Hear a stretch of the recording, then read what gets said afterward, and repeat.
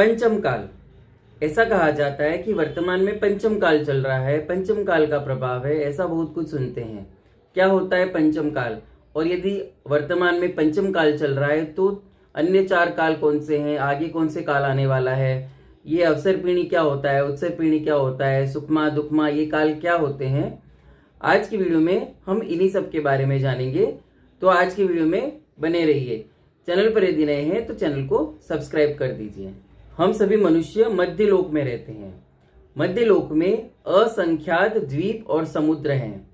पहला थाली के समान गोल जम्बू द्वीप, उसके चारों तरफ लवण समुद्र चूड़ी के आकार का, उसके चारों तरफ चूड़ी के आकार का गातिखंड द्वीप, उसके चारों तरफ चूड़ी के आकार का कालोदधी समुद्र और उसके चारों तरफ चूड़ी के आकार का पुष्कर द्वीप। तो आधा पुष्कर द्वीप के 2 पार्ट हैं। मानुषोत्तर पर्वत के कारण पुष्कर द्वीप के 2 पार्ट हो जाते हैं। तो अंदर का जो पुष्कर द्वीप है वहां तक मनुष्य होते हैं। तो एक जम्बू द्वीप, एक गातिखंड द्वीप और आधा पुष्कर द्वीप, इस प्रकार 2.5 द्वीप हैं। इस 2.5 द्वीप में मनुष्य रहते हैं, मनुष्य विचरण कर सकते हैं। पहले जम्बू द्वीप में भरत, ऐरावत आदि 7 क्षेत्र हैं। इसी प्रकार इन्हीं नाम के 7 क्षेत्र पूर्व गातिखंड में और पश्चिम गातिखंड में हैं। और इसी प्रकार भरत, ऐरावत आदि 7 क्षेत्र पूर्व पुष्करार्ध द्वीप और पश्चिम पुष्करार्ध द्वीप में हैं। तो इस प्रकार जम्बू द्वीप में 1 भरत क्षेत्र और 1 ऐरावत क्षेत्र, गातिखंड द्वीप में 2 भरत क्षेत्र और 2 ऐरावत क्षेत्र, पुष्करार्ध द्वीप में 2 भरत क्षेत्र और 2 ऐरावत क्षेत्र। इस प्रकार 2.5 द्वीप में कुल 5 भरत क्षेत्र और 5 ऐरावत क्षेत्र हैं। इन 10 क्षेत्रों में 6 काल परिवर्तन होता है। यह 6 काल परिवर्तन अनादिकाल से होता आ रहा है और अनंत काल तक होता रहेगा। अब आगे जानते हैं कि ये 6 काल परिवर्तन क्या होता है। 6 काल से पहले जानेंगे कि उत्सर पीढ़ी और अवसर पीढ़ी क्या होता है। 2 प्रकार के काल कहे गए हैं, उत्सर पीढ़ी काल और अवसर पीढ़ी काल। इन दोनों को मिलाने से एक काल कहलाता है कल्प काल। 10 कोड़ा कोड़ी सागर का एक अवसर पीढ़ी काल और 10 कोड़ा कोड़ी सागर का एक उत्सर पीढ़ी काल होता है। तो दोनों मिलाकर 20 कोड़ा कोड़ी सागर का एक कल्प काल कहलाता है। तो कल्प काल के 2 हिस्से हैं, उत्सर पीढ़ी काल और अवसर पीढ़ी काल। जैसे हमारी दीवार घड़ी होती है, घड़ी में क्या होता है, सुई जो होती है वो 12 से 6 तक आती है और फिर 6 से फिर 12 तक जाती है। इस प्रकार काल चक्र चलता है। उसी प्रकार कल्प काल में अवसर पीढ़ी काल शुरू से अंत तक आता है तो आधा कल्प काल हो जाता है और फिर अवसर पीढ़ी के खत्म होते ही, आधे कल्प काल के पूर्ण होते ही वापस उत्सर पीढ़ी काल शुरू होता है जो वापस अवसर पीढ़ी के शुरुआत तक जाता है। इस प्रकार 2 काल हमेशा ही वर्तते रहते हैं, अनादिकाल से होते आए हैं और अनंत काल तक होते रहेंगे। अवसर पीढ़ी और उत्सर पीढ़ी में क्या अंतर है। अवसर पीढ़ी काल में मनुष्यों और तिर्यंचों की आयु, शरीर की ऊंचाई, बुद्धि, वैभव ये शुरुआत से अंत तक क्रम से घटते क्रम में जाते हैं। ये सभी शुरुआत में अधिक होते हैं और धीरे धीरे अवसर पीढ़ी काल के अंत तक ये घटते क्रम में कम होते जाते हैं। इसी के विपरीत उत्सर पीढ़ी काल में मनुष्य और तिर्यंचों की आयु, शरीर की ऊंचाई, वैभव, बुद्धि ये बढ़ते क्रम में, मतलब शुरुआत में कम और अंत तक अधिक, इस प्रकार वर्तते हैं। इस अवसर पीढ़ी और उत्सर पीढ़ी काल के 6 भाग है जिसे 6 काल परिवर्तन बोलते हैं। आइए उसकी चर्चा करते हैं। अवसर पीढ़ी और उत्सर पीढ़ी काल के 6 काल हैं। इन 6 काल के नाम और उनके काल प्रमाण के बारे में जानते हैं। अवसर पीढ़ी काल की अपेक्षा से जो 6 काल हैं उनमें पहले का नाम है सुखमा सुखमा काल। इस सुखमा सुखमा काल में बहुत अधिक सुख होता है और इसका काल प्रमाण है 4 कोड़ा कोड़ी सागर। दूसरे काल का नाम है सुखमा काल, जहां पहले काल की तुलना में कम सुख होता है लेकिन सुख ही सुख होता है, दुख नहीं होता। और इस दूसरे सुखमा काल का काल प्रमाण है 3 कोड़ा कोड़ी सागर। तीसरे काल का नाम है सुखमा दुखमा काल। इसमें सुख बहुत अधिक होता है और दुख बहुत कम होता है और इस काल का काल प्रमाण है 2 कोड़ा कोड़ी सागर। चौथे काल का नाम है दुखमा सुखमा काल, जिसमें दुख अधिक और सुख कम होता है और इस काल का काल प्रमाण है एक कोड़ा कोड़ी सागर 42,000 वर्ष कम। पांचवें काल का नाम है दुखमा काल। यहाँ पर सुख नहीं होता और केवल दुख ही दुख होता है और इसका काल प्रमाण है 21,000 वर्ष। छठे काल का नाम है दुखमा दुखमा काल। यहाँ पर बहुत अधिक दुख होता है, पंचम काल की तुलना में और अधिक दुख होता है और इस काल का भी काल प्रमाण है 21,000 वर्ष। तो पहला काल 4 कोड़ा कोड़ी सागर, दूसरा काल 3 कोड़ा कोड़ी सागर, तीसरा काल 2 कोड़ा कोड़ी सागर, 4, 3 और 2 9 कोड़ा कोड़ी सागर, पांचवा 21,000 और छठा 21,000। तो पांचवा और छठा मिलाकर 42,000 और चौथा काल है 1 कोड़ा कोड़ी सागर 42,000 वर्ष कम। तो 42,000 वर्ष पांचवे और छठे के चौथे काल में जोड़ दे तो पूरा 1 कोड़ा कोड़ी सागर होता है। तो इस प्रकार 1 कोड़ा कोड़ी सागर चौथे, पांचवे और छठे काल को मिलाकर हुआ और पहले का 4, दूसरे का 3, तीसरे का 2, 4 और 3 7, 7 और 2 9 और 1 कोड़ा कोड़ी सागर चौथे, पांचवे, छठे का। तो कुल हुआ 10 कोड़ा कोड़ी सागर। इसी प्रकार उल्टे क्रम में उत्सर्पिणी काल में भी यही नाम के 6 काल होते हैं और उनका काल प्रमाण भी इसी प्रकार का होता है। तो उनका भी टोटल हुआ 10 कोड़ा कोड़ी सागर। तो 10 कोड़ा कोड़ी सागर का एक अवसर्पिणी काल और 10 कोड़ा कोड़ी सागर का एक उत्सर्पिणी काल और 10 + 10 टोटल हुआ 20। तो 20 कोड़ा कोड़ी सागर का एक कल्प काल होता है। आइए अब इन 6 कालों को विस्तार से समझते हैं। इन 6 काल को 2 भागों में विभाजित किया जा सकता है। पहले 3 काल भोग भूमि के और बाद के 3 काल कर्म भूमि के। पहला, दूसरा, तीसरा काल भोग भूमि, चौथा, पांचवा, छठा काल कर्म भूमि। भोग भूमि में मनुष्यों को अपनी आजीविका के लिए कोई श्रम करने की आवश्यकता नहीं होती। भोग भूमि के काल में कल्प वृक्ष होते हैं और कल्प वृक्ष से मनुष्यों को, तिर्यंचों को जो भी चाहिए वो उनको उन वृक्षों से प्राप्त हो जाता है। उनको किसी प्रकार की मेहनत करने की आवश्यकता नहीं होती। जबकि कर्म भूमि में मनुष्यों को अपनी आजीविका निभाने के लिए श्रम करना पड़ता है, मेहनत करना पड़ता है, खेती, असी मसी आदि कार्य करने होते हैं और तिर्यंचों को भी अपना पेट भरने के लिए शिकार आदि अनेक उपक्रम करने होते हैं। तो यह कर्म भूमि होती है। तो पहला, दूसरा, तीसरा जो काल है वो भोग भूमि का है। उसमें पहले काल का नाम है सुखमा सुखमा काल।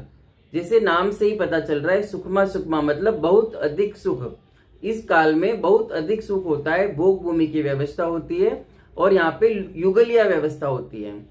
माता पिता से पुत्र पुत्री उत्पन्न होते हैं, वे ही आगे चलकर पति पत्नी की तरह जीवन यापन करते हैं। पहले काल में युगलिया व्यवस्था होती है। युगलिया मतलब पुत्र पुत्री जोड़े से जन्म लेते हैं, ट्विंस होते हैं। और भोग भूमि के काल में युगलिया व्यवस्था होती है, पुत्र पुत्री एक साथ जन्म लेते हैं, युग्म होते हैं, ट्विंस होते हैं। वे ही पुत्र पुत्री आगे चलकर पति पत्नी के समान जीवन यापन करते हैं। तो पहले काल का नाम है सुखमा सुखमा काल। सुखमा सुखमा काल में बहुत अधिक सुख होता है। जो कुछ भी चाहिए वह कल्प वृक्षों से प्राप्त हो जाता है, कोई मेहनत करने की आवश्यकता नहीं होती। जैसे युगलिया पुत्र पुत्री का जन्म होता है, माता पिता की मृत्यु हो जाती है, पिता को छींक आने से और माता को जम्बई आने से उनकी मृत्यु हो जाती है। वे अपने पुत्र पुत्री को नहीं देख पाते हैं, तुरंत उनकी मृत्यु हो जाती है। और जो बच्चे होते हैं जो अभी अभी जन्मे हैं, वे पहले काल में 21 दिन के अंदर अंदर वृद्धिगत हो जाते हैं। वे अंगूठा चूसते रहते हैं और धीरे धीरे वृद्धि करते हैं और 21 दिन में वे पूर्ण सक्षम हो जाते हैं और आगे का जीवन यापन करते हैं। पहले काल में मनुष्यों को अधिक भोजन की आवश्यकता नहीं होती। वे 3 दिन के अंतराल में मतलब चौथे दिन बैर की आकार के समान भोजन ग्रहण करते हैं। पहले काल में मनुष्यों के शरीर की ऊंचाई 6000 धनुष होती है। शुरुआती पहले काल की जो शुरुआत होती है तब मनुष्य के शरीर की उत्कृष्ट ऊंचाई 6000 धनुष होती है और उनकी आयु, उत्कृष्ट आयु जो होती है वो 3 पल्ले होती है और धीरे धीरे यह आयु घटती जाती है अवसर्पिणी काल के कारण। तो पहले काल की अंत तक 6000 धनुष की ऊंचाई से धीरे धीरे कम होते होते 4000 धनुष की शरीर की ऊंचाई हो जाती है और मनुष्य की आयु भी 3 पल्ले से घटते घटते 2 पल्ले तक आ जाती है। इस प्रकार पहले सुखमा सुखमा काल की व्यवस्था होती है। दूसरे काल का नाम है सुखमा काल। इस काल में पहले काल की तुलना में कम सुख होता है, लेकिन सुख ही सुख होता है, दुख नहीं होता। इस काल में भी भोग भूमि ही है और यहाँ भी युगलिया व्यवस्था होती है। जैसे पहले काल में पुत्र पुत्री होते ही माता पिता की मृत्यु हो जाती है, उसी प्रकार दूसरे काल में भी युगल पुत्र पुत्री जन्म लेते हैं और वे ही आगे चलकर पति पत्नी की तरह जीवन यापन करते हैं। जिस प्रकार पहले काल में 21 दिन के अंदर बालक बालिका सक्षम हो जाते हैं, उसी प्रकार दूसरे काल में 35 दिन में बालक बालिका पूर्ण सक्षम हो जाते हैं। अंगूठा चूसते हैं, बैठना सीखते हैं, चलना सीखते हैं। इस प्रकार 35 दिन में वे पूर्ण सक्षम हो जाते हैं और आगे का जीवन यापन करते हैं। दूसरे काल की शुरुआत में मनुष्यों के शरीर की ऊंचाई 4000 धनुष होती है और उत्कृष्ट आयु 2 पल्ले होती है। दूसरे काल के अंत तक धीरे धीरे घटते घटते मनुष्यों के शरीर की ऊंचाई 2000 धनुष प्रमाण रह जाती है और आयु 1 पल्ले प्रमाण रह जाती है। और इस काल में भी मनुष्यों को अधिक भोजन की आवश्यकता नहीं होती। वे 2 दिन के अंतराल में, यानी 2 दिन छोड़कर तीसरे दिन भोजन ग्रहण करते हैं। बोहेड़ा के फल के बराबर आहार ग्रहण करते हैं। इस प्रकार दूसरे काल की व्यवस्था रहती है। तीसरे काल का नाम है सुखमा दुखमा। नाम से ही पता चल रहा है कि सुख अधिक और दुख कम। इस काल में भी भोग भूमि की व्यवस्था होती है। पहले और दूसरे काल के समान ही यहाँ पर कल्प वृक्षों से संपूर्ण जीवन यापन की सामग्री प्राप्त हो जाती है और यहाँ भी युगलिया व्यवस्था होती है। जैसे ही युगल पुत्र पुत्री का जन्म होता है, माता पिता की मृत्यु हो जाती है और यही युगल पुत्र पुत्री आगे चलकर पति पत्नी के समान जीवन यापन करते हैं। इस काल में बच्चे पैदा होते ही जिस प्रकार पहले काल में 21 दिन में, दूसरे काल में 35 दिन में बच्चे पूर्ण सक्षम होते हैं, इसी प्रकार इस तीसरे काल में 49 दिन में बच्चे बड़े होकर पूर्ण सक्षम हो जाते हैं। इस काल में भी मनुष्यों को अधिक भोजन ग्रहण की आवश्यकता नहीं होती है। वे 1 दिन छोड़कर 1 दिन आंवले के बराबर भोजन ग्रहण करते हैं। तीसरे काल के शुरुआती समय में मनुष्यों के शरीर की ऊंचाई 2000 धनुष होती है, जो घटते घटते तीसरे काल के अंत तक 500 धनुष हो जाती है। इसी प्रकार तीसरे काल के शुरुआती दिनों में मनुष्यों की आयु 1 पल्ले होती है, जो घटते घटते तीसरे काल के अंत तक 1 पूर्व कोटि की रह जाती है। अभी हमने कहा था कि पहले दूसरे तीसरे पहले 3 काल में भोग भूमि की व्यवस्था होती है और जो कुछ भी चाहिए वह कल्प वृक्षों से प्राप्त हो जाता है और चौथे पांचवें छठे काल में कर्म भूमि की व्यवस्था है। तो तीसरा काल का जो अंत है, तीसरे काल के अंत के बाद कर्म भूमि आने वाली है, तो तीसरे काल के अंत में कल्प वृक्ष घटना शुरू हो जाते हैं। यह प्रक्रिया एकदम से तो 1 दिन में होती नहीं। तो क्या घटना घटती है, वे कल्प वृक्ष अपना फल देना कम कर देते हैं। जितना फल वे पहले देते थे उससे अभी वे कम फल देने लगते हैं और धीरे धीरे वे कल्प वृक्ष अपना फल देना बंद कर देते हैं और पूरे कल्प वृक्ष नष्ट भी हो जाते हैं। तो इस प्रकार ये अनहोनी घटनाएं जब घटती है, मतलब तीसरे काल के अंत में जो जीव पहले से कल्प वृक्षों से अपना जीवन यापन कर रहे थे, अचानक से उन कल्प वृक्षों ने अपने फल देना कम कर दिया और धीरे धीरे बंद कर दिया, तो बहुत ही त्राही त्राही मच जाती है कि अब कैसे जीवन जिएंगे, क्योंकि उनको असी मसी कृषि आदि का कोई ज्ञान नहीं होता है। तो तीसरे काल के अंत में 14 कुलकर होना शुरू होते हैं। पहले एक कुलकर, फिर कुछ अंतराल में दूसरे, फिर कुछ अंतराल में तीसरे। इस प्रकार कुलकरों का जन्म होता है और वे कुलकर सारी जनता को बताते हैं कि किस प्रकार आगे का जीवन जीना है। बिना कल्प वृक्षों के भी जीवन जिया जा सकता है और वे उनको विकल्प सुझाते हैं कि किस प्रकार बिना कल्प वृक्षों के आगे का जीवन जिया जाए। अंतिम कुलकर जो थे वे नाभिराय जी थे। अंतिम कुलकर प्रथम तीर्थंकर के पिता होते हैं। तो इसी क्रम में 14वें कुलकर जो नाभिराय जी हुए थे वे प्रथम तीर्थंकर आदिनाथ भगवान के पिता थे। तो इस प्रकार तीसरा काल भी पूर्ण होता है।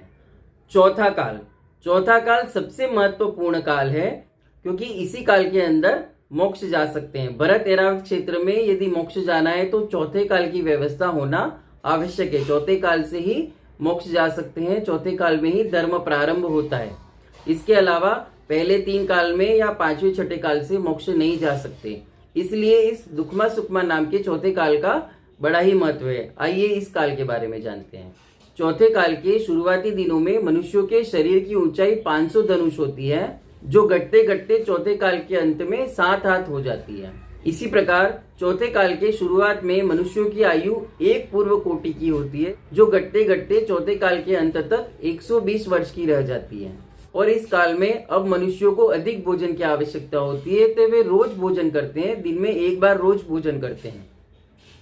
जैसे पहले दूसरे तीसरे काल में मनुष्य रोज भोजन नहीं किया करते थे, लेकिन चौथे काल में अब मनुष्य रोज भोजन किया करते हैं।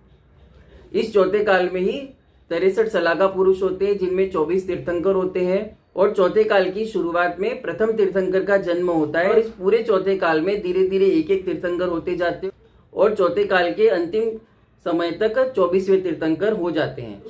इस प्रकार 24 तीर्थंकर आदि 63 सलाका पुरुष इस चौथे काल में होते हैं। और प्रथम तीर्थंकर धर्म की स्थापना करते हैं, और वे इस अवसरपीढ़ी काल में पहली बार मुनि दीक्षा लेते हैं और धर्म की परंपरा प्रारंभ होती है। इस प्रकार यह चौथा काल पूर्ण होता है और पांचवा काल आता है। पांचवें काल का नाम है दुखमा काल, पांचवा काल या पंचम काल। वर्तमान में हम भरत क्षेत्र में ही रहते हैं, और वर्तमान में यहाँ पर पंचम काल चल रहा है। चौथा काल हो चुका है, सारे 24 तीर्थंकर हमारे चौथे काल में हो चुके हैं। जब महावीर स्वामी मोक्ष गए तब 3 वर्ष 8.5 माह चौथे काल के शेष थे, और उसके बाद में पंचम काल शुरू हो गया। तो अभी पंचम काल ही चल रहा है। जैसे इसका नाम है दुखमा काल। दुखमा काल मतलब दुख ही दुख, सुख है ही नहीं। आज हम पंचम काल में ही जी रहे हैं, तो हम खुद अनुभव कर सकते हैं कि सभी जगह दुख ही दुख है, हर व्यक्ति दुखी है। किसी को भी पूछ लो, कोई नहीं कहेगा कि मैं सुखी हूँ। सभी को किसी न किसी प्रकार का दुख है ही, सभी दुखों को सह ही रहे हैं। तो पंचम काल के शुरुआत में मनुष्यों के शरीर की ऊंचाई 7 हाथ होती है, और वह घटते घटते पंचम काल के अंत में 3 हाथ हो जाएगी। पंचम काल की शुरुआत में मनुष्यों की आयु 120 वर्ष होती है, जो घटते घटते पंचम काल के अंतिम दिनों में मनुष्यों की आयु हो जाएगी 20 वर्ष। यह तो हम प्रत्यक्ष ही अनुभव कर रहे हैं कि पहले के जो हमारे पूर्वज थे, कुछ पीढ़ियों पहले के, वे अधिक जीते थे, 100 साल जीते थे। लेकिन अभी कोई भी 100 साल नहीं जी पा रहा है। कोई ही होगा जो 100 साल जी पाता है। बाकी अधिकतर लोग आजकल 70, 80, 85 तक की उम्र में ही मृत्यु को प्राप्त हो जाते हैं। तो यह अवसर पीढ़ी के पंचम काल का ही प्रभाव है कि धीरे धीरे मनुष्यों की आयु घटती जा रही है। इसी प्रकार हम देखते हैं कि पुराने जमाने में लोगों की ऊंचाई बहुत अधिक होती थी, बहुत बड़े बड़े शरीर होते थे। लेकिन अभी धीरे धीरे हमारे शरीर छोटे होते जा रहे हैं, और वर्तमान में लोगों के शरीर की ऊंचाई एवरेज देखे तो 5, 5.5 फीट की होती है, जो और धीरे धीरे घटती जाती है, और अंत में 3 हाथ हो जाएगी। और पंचम काल के अंत में मनुष्यों के शरीर की ऊंचाई 3 हाथ होने वाली है, और उनकी आयु 20 वर्ष हो जाएगी। मतलब 20 वर्ष में ही उनका संपूर्ण जीवन चक्र समाप्त हो जाएगा। अभी धर्म की बात करें तो धर्म केवल चौथे और पांचवें काल में ही होता है। पहले, दूसरे, तीसरे काल में कोई धर्म नहीं होता, कोई तीर्थंकर नहीं होते, केवल भोग भूमि की व्यवस्था होती है। चौथे काल में ही तीर्थंकर होते हैं, और कर्मों को नष्ट करके जीव मोक्ष जाते हैं। पंचम काल में मोक्ष नहीं जा सकते, लेकिन धर्म होता है। अंतिम तीर्थंकर का शासन काल चलता है, इसलिए धर्म होता है। पंचम काल में अरिहंत भगवान तो नहीं होते, लेकिन पंचम काल में मुनि आयरिका, श्रावक श्राविका, यह चतुर्विक संघ होता है, और वो अभी वर्तमान में भी है। हम अपने शहरों में, गांवों में देखते हैं कि अनेक मुनि आयरिका, श्रावक श्राविका उपस्थित हैं, और ये चारों ही मुनि आयरिका, श्रावक श्राविका पंचम काल के अंत तक रहने वाले हैं। इस पंचम काल का काल प्रमाण है 21,000 वर्ष। तो महावीर स्वामी के मोक्ष जाने के 3 वर्ष 8.5 माह बाद यह पंचम काल शुरू हुआ था, जो 21,000 वर्ष का है। यह पंचम काल 21,000 वर्ष का है, जो महावीर स्वामी के मोक्ष जाने के 3 वर्ष 8.5 माह के बाद शुरू हुआ था। तो महावीर स्वामी को मोक्ष गए हो गए हैं 2550 वर्ष। महावीर स्वामी की मोक्ष प्राप्ति को 2550 वर्ष पूर्ण हो चुके हैं। तो 2550 वर्ष को आधार मानकर हम गिने तो इस पंचम काल के 2546 वर्ष पूर्ण हो चुके हैं। 21,000 वर्ष में से 2,546 वर्ष इस पंचम काल के बीत चुके हैं, और अभी 18,454 वर्ष बाकी हैं इस पंचम काल में। तो इस अवधि में भी अनेक मुनि आरिका, श्रावक श्राविका होते रहेंगे। ऐसा नहीं है कि कुछ 40-50 वर्ष बाद मुनि होना बंद हो जाएंगे। अभी पूरे 18,454 वर्ष बाकी हैं और आगम में स्पष्ट निर्देश है कि पंचम काल के अंत तक मुनि आरिका श्रावक श्राविका होते रहेंगे। इस पंचम काल के अंत में भी एक चतुर्विग संघ होगा। उसमें मुनिराज का नाम होगा वीरांगज मुनि, आरिका माता जी का नाम होगा सर्वश्री माता जी, वो श्रावक होंगे अग्निल जी और श्राविका होगी पंगुश्री। इस प्रकार चतुर्विग संघ होगा और उस समय एक कल्की राजा होगा, अंतिम कल्की होगा और वह कल्की राजा मुनिराज से टैक्स मांगेगा। अब मुनिराज टैक्स में क्या दे सकते हैं, उनके पास तो कुछ होता है नहीं, पिछी कमंडल शास्त्र के अलावा तो कुछ होता नहीं। तो वह कल्की राजा मुनिराज से टैक्स में उनका प्रथम ग्रास मांगेगा। मुनिराज प्रथम ग्रास टैक्स के रूप में उस राजा को दे देंगे और पिंड हरण नाम का अंतराय मानकर मुनिराज बिना आहार किए लौट आएंगे। अवधि ज्ञान से मुनिराज जान लेंगे कि केवल 3 दिन की आयु शेष है। इसके बाद मुनि आरिका श्रावक श्राविका सभी संलेखना ग्रहण कर लेंगे और समाधि मरण करके सौधर्म स्वर्ग के अंदर देव होंगे। असुर कुमार देव आकर उस धर्मद्रोही कल्की राजा का वध कर देंगे।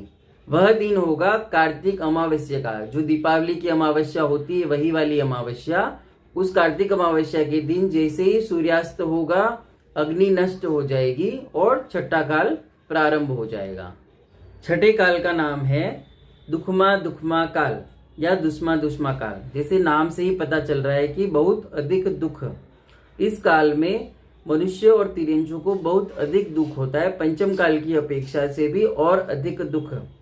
इस काल में जन्म लेने वाले मनुष्य और तिर्यंच नरक से या तिर्यंच गतियों से आते हैं।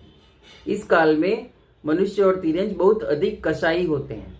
वहाँ पे भवन वगैरह की व्यवस्था नहीं होती और मनुष्य पशुओं की तरह जीवन जीते हैं, जंगलों में रहते हैं, वनों में रहते हैं और अंधे बहरे कुबड़े बंदर के समान इस प्रकार की उनकी शरीर की आकृतियां होती हैं। वे आपस में बहुत अधिक लड़ते झगड़ते रहते हैं।